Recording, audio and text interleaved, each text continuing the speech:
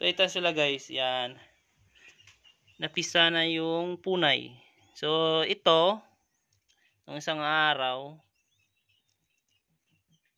yan, dalawang punay, tsaka ito yung blockchain, tawag na, blockchain fruit dab, sa tawag na, basta ang tawag namin dito is hagunghong. So nung isang araw pa to eh. So nauna itong napisa. So klaro ba? Yan siya. So ito yung, yan, laki na yun. Isa lang kasi ito guys eh.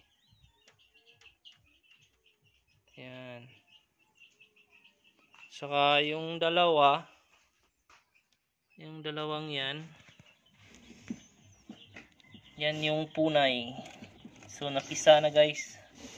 Kunin na natin yung shell nya, yung sa itlog. Yan. Ito guys, pisa na din. So ito yung bagong pisa. So ang liit, punay. So papakainin natin ito mamaya, itong dalawa, ito tsaka ito, pakainin natin yun mamaya.